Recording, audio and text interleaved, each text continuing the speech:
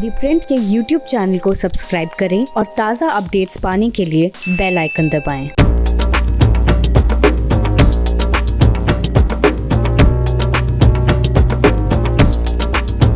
किसी भी राजनेता का मूल्यांकन करने का जो सबसे अच्छा तरीका है वो कई सारे पैरामीटर्स हैं, लेकिन आप उसको इस तरह से उसका मूल्यांकन कर सकते हैं कि जनता के बीच में एक लोकप्रियता, वो कितना लोकप्रिय था, जनता के काम को कितना करता था, यानी कि जिस समाज ने उसे चुनकर भेजा है उनके कामों को, उनके जो प्रायोरिटीज़ है और उनके कॉज को कितना आगे लेकर जाता है। ये सब बड़ी बातें हैं जो किसी भी राजनेता को बड़ा बनाती है। चूँकि रामविलास पासवान अब इस दुनिया में नहीं हैं और प्रधानमंत्री नरेंद्र मोदी जब उन्हें शोक संतावना दे रहे थे तो उन्होंने कहा कि किस तरह से कैबिनेट में ढेर सारी ऐसी उनकी जो वैल्यूएबल सजेशन होते थे वो कहीं ना कहीं उनकी जो ग्रासरूट कनेक्शन है उसको दिखाता था।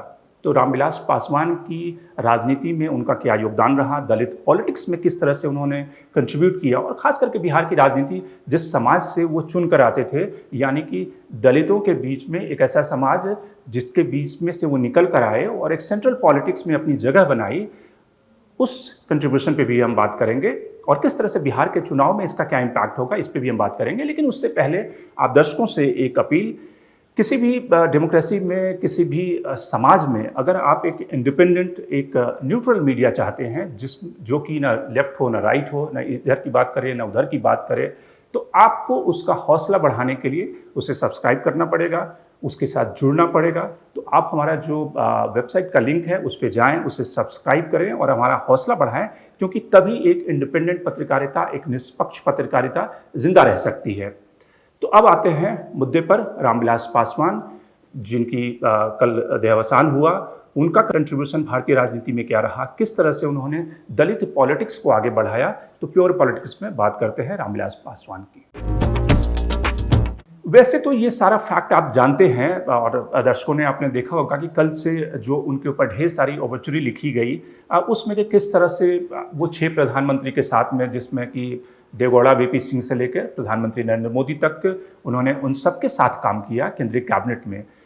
साथ ही इसके अलावा किस तरह से वो बिहार के एक वैसे छोटे से इलाके से और ख़ास करके एक ऐसी कम्युनिटी से जिस ज़माने में एक तरह से अपर कास्ट की पॉलिटिक्स का बोलवाला था, वहाँ से दलित पॉलिटिक्स का उभार, वहाँ से निकलते हुए किस तरह से केंद्रीय कैबिनेट में और सेंट्रल पॉलिटिक्स में उन्होंने जगह बनाई, वो भी एक रिमार्केबल बात है। लेकिन इन सब के बातों के अलावा मैं थोड़े से उनके पर्सनल, क्योंकि किसी भी राजनेता का जब हम मूल्यांकन करते हैं तो कई सारे पैरामीटर्स पे करते हैं। एक पहला जो पैरामीटर है कि वो अपनी जो पर्सनल लाइफ है, जो निजी जिंदगी है, उसमें वो जनता से कैसे कनेक्ट करता है, वो खासा महत्वपूर्ण रहता है। क्योंकि गांधी कहते थे कि जो पॉलिटिक्स है, जो राजनीति है, वो सेवा करने का जरिया है, एक मीडियम है जो आप लोगों की सेवा करते हैं।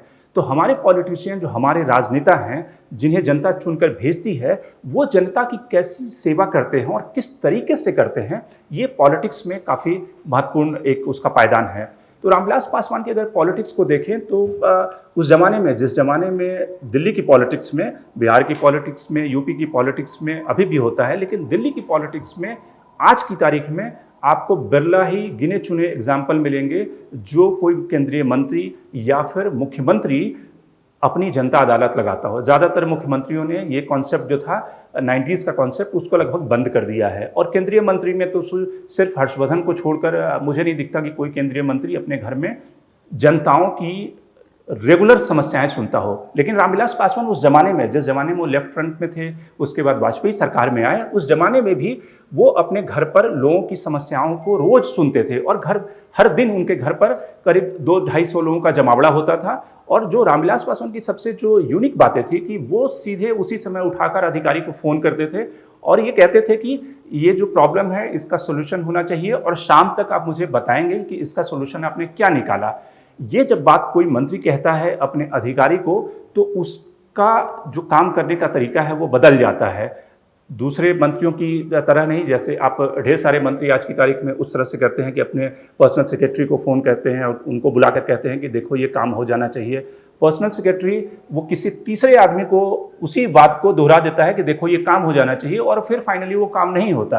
और आपको लगातार जो क्षेत्र की जनता आती है, जो कि दूर दराज इलाकों से आती है, अगर हाजीपुर की बात कर लें या राजस्थान की बात कर लें, तो वो दिल्ली आकर घूमती रह जाती है और उसकी समस्या का समाधान नहीं होता। लेकिन रामविलास पासवान उन सबसे अलग थे, वो उसी समय फौरन उस समस्या का समाधान निकालते थे। ये सिर्फ रामविलास पासवान की बात नहीं है, जितने भी आप जो सोशलिस्ट नेता, खास करके मैं उनका उदाहरण दूंगा, लालू प्रसाद यादव, मुलायम सिंह यादव, ये सारे जो कहीं ना कहीं सोशलिज्म के बैकग्राउंड से निकले थे, जेपी आंदोलन से निकले थे, उन सबके साथ ये जो ट्रेट है, ये गुण है, वो अभूतपूर्व था। लालू प्रसाद भी खुलेआम अपनी अदालत लगाते थे और उसी समय सारे अधिकारी, चीफ सेक्रेटरी हो, प्रिंसिपल सेक्रेटरी हो, आईएएस ऑफिसर हो, वो सारे उनकी उस अदालत में मौजूद होते थे और उसी समय उस समस्या का समाधान निकल जाता था। नीतीश कुमार भी ये अदालत काफ़ी दिनों तक लगाते रहे, आजकल डिसकंटिन्यू हो गया है, लेकिन वो जनता अदालत, जनता दरबार लगाते थे अपने घर पे। तो रामविलास पासवान की ये जो खूबी थी कि जनता की समस्या का समाधान उसी समय पे करना, ये उन्हें बाकी राजनेताओं से अलग करती है। एक किस्सा मैं आपको आपके जहन में लाऊंगा कि वाजपेयी सरकार थी और उस समय पूरे देश में टेलीकॉम जो रेवोल्यूशन, जो टेलीकॉम क्रांति नहीं हुई थी, जो आज की तारीख में 10 पैसे, 20 पैसे और 30 पैसे के फ़ोन कॉल हुआ करते हैं, उस समय एक फ़ोन कॉल 16 रुपये का हुआ करता था और रामविलास पासवान के पास वो मंत्रालय था। रामविलास पासवान ने हाजीपुर के जितने भी लोग हैं, उन सबके घर में उस ज़माने में जो प्रोस्पेरिटी है, जो संपन्नता है, वो 2 तरीके से मापी जाती थी। या तो आपके घर में लैंडलाइन फ़ोन हो, जो उस ज़माने में बहुत ही बिरले हुआ करता था, मोबाइल तो उस समय आया ही था, एंट्री ही हो रही थी। तो अगर आपके घर में लैंडलाइन फ़ोन है तो वो आप माने जाते थे कि संपन्न परिवार से हैं, और उस लैंडलाइन फ़ोन को लगवाने के लिए ढेर सारी सिफारिशें होती थी। जो आप किसी मंत्री को जानते हैं, किसी विधायक को जानते हैं, किसी ऑफिसर को जानते हैं, तो लैंडलाइन फ़ोन लगता था। लेकिन रामविलास पासवान ने अपने क्षेत्र की जनता के लिए पूरा डिपार्टमेंट खोल रखा था। आप आइए, वहाँ से चिट्ठी लिखवाइए, और साथ ही वो उस अधिकारी को फ़ोन करते थे और आपके घर में लैंडलाइन फ़ोन लग जाता था। उसी तरह से एसबीआई में अकाउंट होना उस ज़माने में बहुत बड़ी बात मानी जाती थी और उसके लिए काफ़ी पापड़ बेलने पड़ते थे। तो रामविलास पासवान ने वो जो टेलीकॉम क्रांति और उसके पहले जो लैंडलाइन फ़ोन था, वो अपने क्षेत्र की जनता को उपलब्ध कराया। और दिल्ली में उन्होंने कमेटी बनाई जिसमें ढेर सारे पत्रकार भी थे। उसमें उस कमेटी में उन्होंने कहा कि किसी को लैंडलाइन फ़ोन चाहिए तो तुरंत वो अधिकारियों को ताकीद कर देते थे और लैंडलाइन फ़ोन लग जाता था। तो अपने क्षेत्र की जनता के लिए उपलब्ध होना, उसके लिए सहजता से उस काम को पूरा करना किसी भी राजनेता का पहला ट्रेट होना चाहिए, जो कि रामविलास में था। दूसरा, अगर हम दलित पॉलिटिक्स की बात करें, उनके उस सामाजिक कंट्रीब्यूशन पे आ जाते हैं कि समाज के लिए उन्होंने क्या किया। समाज के लिए रामविलास पासवान जिस समाज से आते थे, बीपी सिंह सरकार में जब वो मंत्री बने तो सोशल वेलफेयर मिनिस्टर थे, और बीपी सिंह ने जो एक तरह से मंडल कमीशन की रिपोर्ट लागू की थी, उसके बाद पूरी पॉलिटिक्स बदल गई। किस तरह से मंडल कमीशन के बाद की पॉलिटिक्स आप देखिए तो किस तरह से उस पूरी जो दलित एम्पावरमेंट हुआ, वो उस पर आज की तारीख में आप देखें कि सबसे ज़्यादा जो एमपीज़ हैं वो उस कम्युनिटी से आते हैं। वो अपर कास्ट से नहीं चुनकर आता है, ज़्यादातर दलित एमपी हैं, एससी हैं, ओबीसी एमपी हैं। तो वो कहीं ना कहीं मंडल कमीशन का परिणाम था। रामविलास पासवान उस कैबिनेट में थे और मंडल कमीशन को लागू कराने में एससी एक्ट जो लागू हुआ, जिसमें कि आप दलितों के खिलाफ कोई भी एट्रोसिटी करते हैं तो उसकी काफ़ी सीवियर पनिशमेंट है, वो सारे एक्ट उस मंत्रिमंडल में रहते हुए उन्होंने इम्प्लीमेंट कराए। बाद के दिनों में वो आप अगर मोदी सरकार की बात करें तो 2014 आने के बाद जो एक सुप्रीम कोर्ट ने फैसला दिया एससी एसटी का जो एक्ट को डाइल्यूट करने के लिए, उसके खिलाफ उन्होंने प्रधानमंत्री से कहा कि इसका बहुत ख़राब मैसेज जाएगा, और उसके बाद सरकार को उस पर ऑर्डिनेंस लाना पड़ा, किस तरह से उस एक्ट में कोई छेड़छाड़ नहीं होना चाहिए। और वो लगातार इस बात की वकालत करते हैं कि एससी एसटी एक्ट जो है उसको 9th शेड्यूल में डालना चाहिए, ताकि इस एक्ट से कोई भी सरकार छेड़छाड़ न कर पाए। तो दलित समाज के उत्थान के लिए, अपनी कम्युनिटी के लिए जो उनका योगदान है, वो भी रिमार्केबल है। वो हमेशा अपने समाज के लिए आगे आते रहे हैं। ये अलग बात है कि उनके जो आलोचक हैं और कई सारे लोग कहते हैं कि वो मौसम वैज्ञानिक थे। निश्चित रूप से वो पॉलिटिकल जो पल्स है उसको जानते थे और इसलिए हर सरकार में वो मंत्री रहते थे। सिर्फ जो उनका एक मौसम विज्ञान गड़बड़ हुआ था वो 2009 में गड़बड़ हुआ था, और 2005 में वो उनकी जो भविष्यवाणी थी वो सटीक नहीं हुई थी, और इसलिए वो एक तरह से 2009 में मंत्री नहीं बन पाए थे।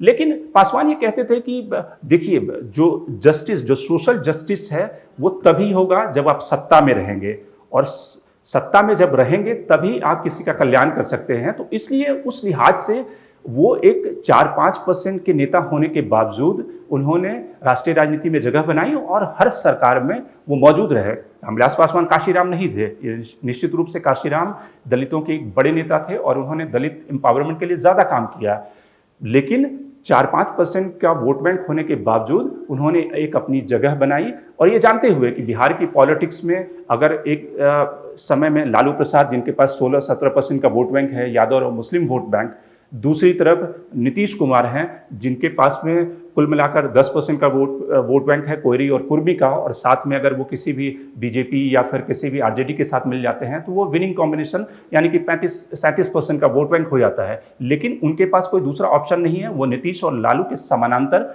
5-6% के वोट बैंक पे और 3-4 एमपी जिताकर भी लगातार कैबिनेट में बने रहे। तो ये एक बड़ी पॉलिटिकल जिसको मास्टरी और स्ट्रैटेजी कही जा सकती है। अब बात करते हैं कि आखिर रामविलास अब इस दुनिया में नहीं है, उनके बेटे, और किसी भी बाप का अपने बेटे के लिए इससे बड़ा क्या कंट्रीब्यूशन हो सकता है कि वो एक ऐसे समय में गए हैं जब बिहार का चुनाव हो रहा है और चिराग पासवान ने जो एक अलग लाइन ली है, बीजेपी के खिलाफ वो कैंडिडेट नहीं खड़ा करेंगे लेकिन जेडीयू के खिलाफ कैंडिडेट खड़ा करेंगे। इसका क्या पॉलिटिकल इम्प्लीकेशन हो सकता है? इसका पॉलिटिकल इम्प्लीकेशन कई मायनों में हो सकता है, क्योंकि वैसे तो देखा जाए तो चिराग पासवान का पहली बार एक टेस्ट हो रहा है, राजनीतिक टेस्ट, कि वो वोटों को रामविलास की तरह ट्रांसफर करा सकते हैं या नहीं। यानी कि जो पॉलिटिक्स में से सबसे इंपॉर्टेंट चीज़ है, सिर्फ अर्थमेटिक इंपॉर्टेंस नहीं है, केमिस्ट्री उससे ज़्यादा इंपॉर्टेंस रखता है, वो ज़्यादा इंपॉर्टेंट है। यानी कि आप वोट को ट्रांसफर करा पाते हैं नहीं। बीजेपी और जेडीयू में अर्थमेटिक इस समय बहुत ही सॉलिड है, बहुत अच्छी अर्थमेटिक है, लेकिन उनकी केमिस्ट्री जो है उस समय खराब हो गई है चिराग के कारण। अब वो दोनों अलायंस पार्टनर अपने वोटों को ट्रांसफर करा पाते हैं नहीं, चिराग उसमें कितना कंफ्यूजन क्रिएट करते हैं, कितना मट्ठा डालते हैं, वो कहीं ना कहीं बीजेपी जेडीयू की कहानी कैसे बिगाड़ेगा ये साबित करेगा।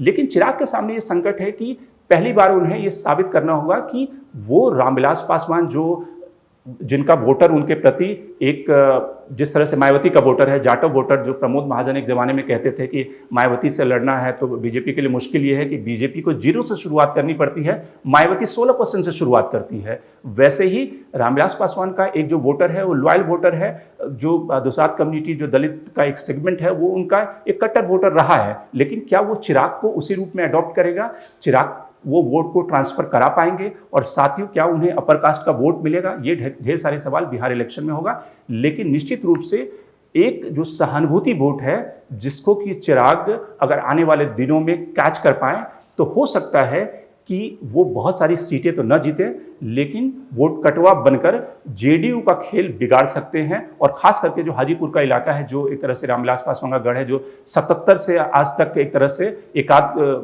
बार को छोड़ दिया जाए जब रामसुंदर दास जीते, तो उसके अलावा वो हर बार उस सीट पर जीतते रहे, वहाँ पर कम से कम तो बड़ा डैमेज कर सकते हैं या ज़्यादा सीटें निकाल सकते हैं। तो कुल मिलाकर चिराग के सामने एक जो आने वाली जो पारी है, वो किस तरह से रामविलास पासवान का जो दायित्व या फिर जो एक तरह से लिगेसी है उसको कैरी फॉरवर्ड करते हैं और बिहार की पॉलिटिक्स में तेजस्वी के समानांतर अपने को यूथ लीडर के रूप में, दलित यूथ लीडर जो अंग्रेजी बोलता है, जो टी शर्ट और मोंट ब्लैंक का पेन रखता है और घड़ियां पहनता है, उस रूप में अपने को एस्टैब्लिश करके, एम्पावर करके वो एक अपना अलग मुकाम बनाते हैं। ये सबसे बड़ी देखने वाली बात होगी। Shankar Animesh, the print. लेकिन आप हमारे YouTube चैनल को सब्सक्राइब करना ना भूलें और हमें अपने कमेंट्स, अपने रिएक्शन लगातार भेजते रहें।